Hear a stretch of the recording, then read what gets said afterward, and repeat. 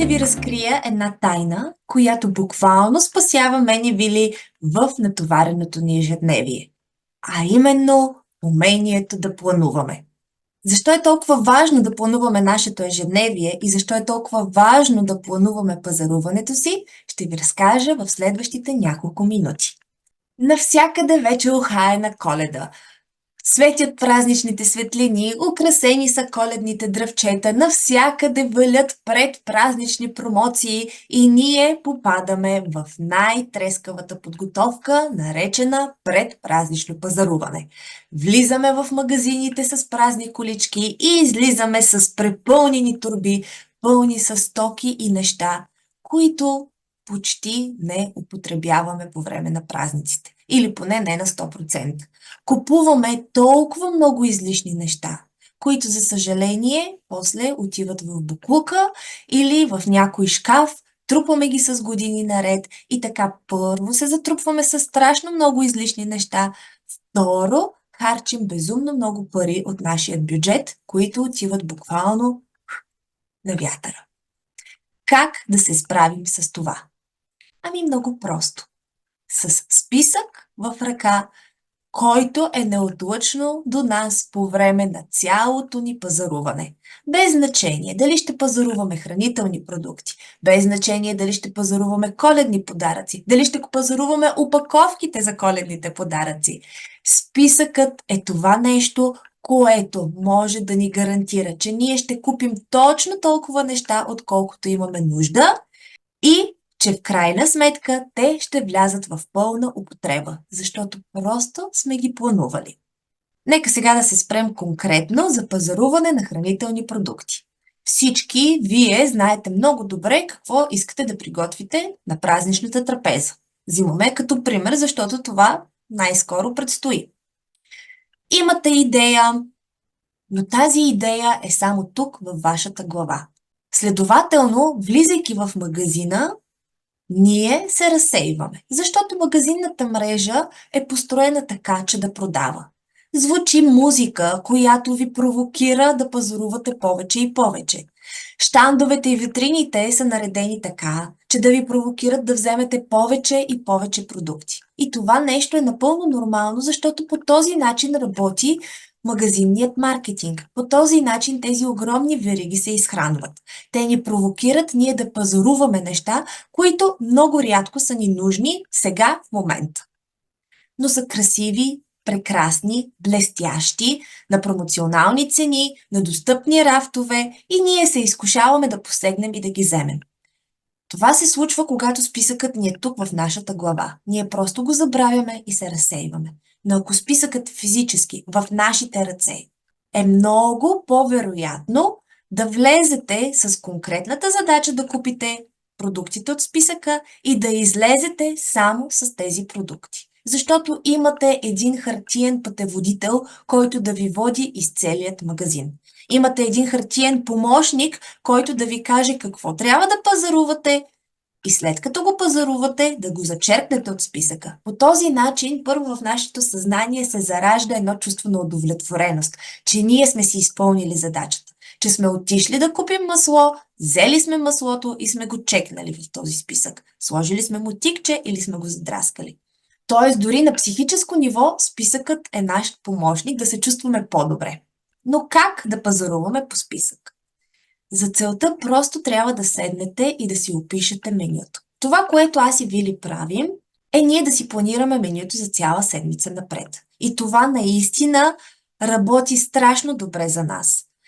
Ние имаме изключително натоварено ежедневие и работим по списъци. Списъците са тези, които действително вкараха ред в ежедневието ни. По този начин ние знаем кога да пазаруваме, знаем, че винаги имаме продукти в хладилника, знаем какво да си приготвим с тези продукти, следователно се храним и с домашно приготвена храна.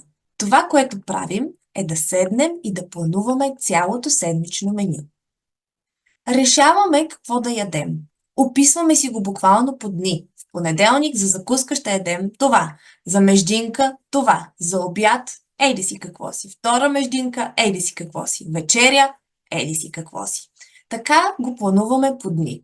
След като сме направили този конкретен план за храненията по дни, на отделен лист си пишем списък за пазаруване.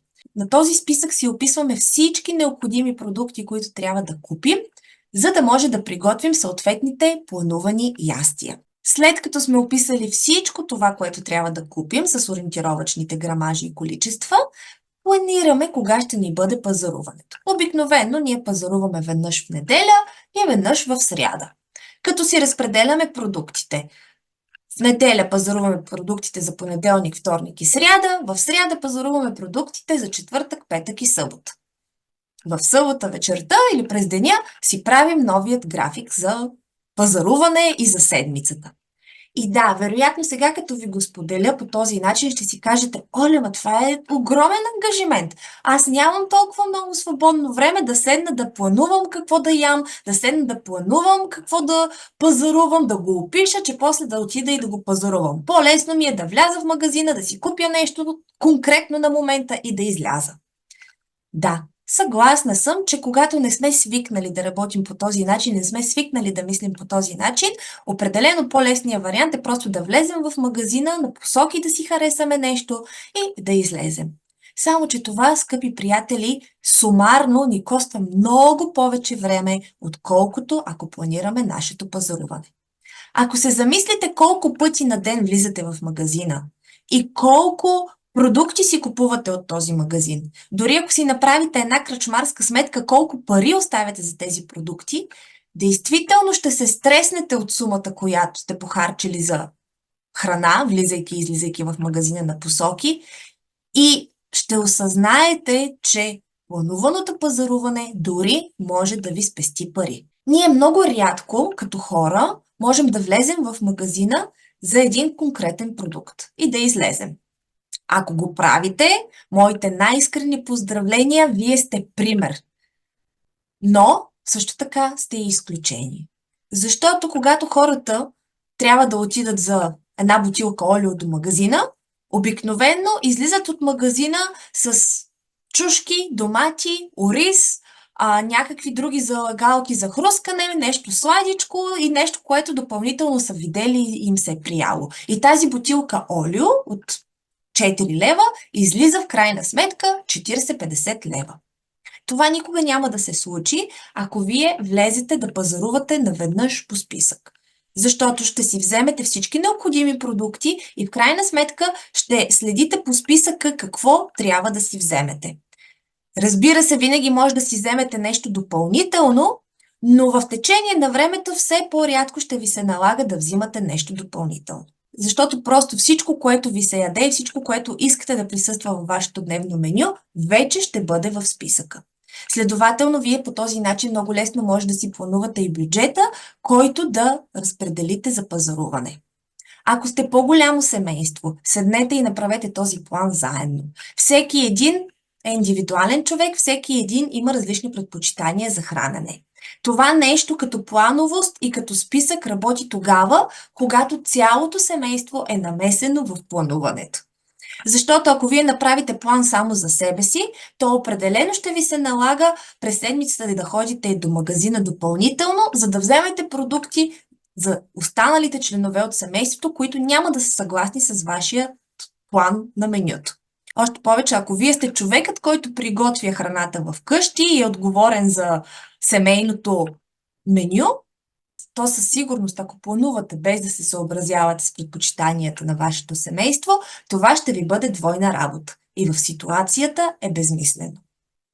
Така че, седнете с вашето семейство, обсъдете какво ви се яде, преценете кога да си го купите, кога да си го приготвите и си направете този план. Да, действително, първоначално ще ви коства малко усилие, малко допълнителна организация, но тя ще ви се отблагодари стократно. Първо, защото ще ви спести страшно много време. Второ, защото ще организира и без това натовареното ви ежедневие. Трето, действително ще знаете какво пазарувате, какво да си приготвите, кога да си го приготвите и какво ще ядете за дни напред, а няма да седите безцелно и да се чудите, ох, сега какво да приготвя за ядене, ама какво ти се яде, ма дай да помислим. Нали, всички тези въпроси от типа какво ще ям, изчезват и в крайна сметка това действително ще ви спести и пари от семейният бюджет. Гарантирам ви. Ако си направите простите сметки, наистина нещата ще ви излязат много по-изгодно, защото в даден момент вече, когато усвоите процеса, ще купувате точно толкова храна, отколкото имате нужда. Няма да изхвърляте храна, защото тя ще бъде планирана и ще бъде оползотворена. И наистина ще се наслаждавате на целият този процес и ще имате усещането за контрол над вашия живот. Нещото, с което ви предизвикваме, е направете такъв план за вашето празнично меню. Сега сме в навечерието на коледно-новогодишните празници. Те, разбира се, са свързани с страшно много покупки, с страшно много храна, с страшно много излишни разходи. И те са излишни тогава, когато ние всъщност пазаруваме на посоки, без да знаем за кого го взимаме, за какво го правим и какво ще се случи с тези покупки. Така че, просто седнете и обмислете какво искате да приготвите за коледният обяд. Направете си един списък и отидете и купете точно толкова продукти, отколкото имате нужда за приготвянето на този коледен обяд. Направете същия план и за новогодишната вечер. По списък отидете и купете продуктите за новогодишната вечеря. Планувайте колко храна действително ще може да изядете.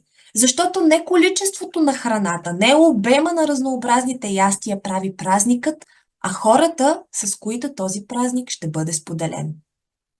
Затова просто преценете какво ви се яде, подгответе умерено количество храна, отидете напазарувайте по списък и се забавлявайте с вашите роднини и приятели, защото празниците са точно за това. Да се съберем, да си споделим прекрасни моменти и емоции, да си хапнем мъничко, колкото да споделим удоволствието от храната и да се забавляваме. Четвъртото правило гласи: планувай пазаруването си.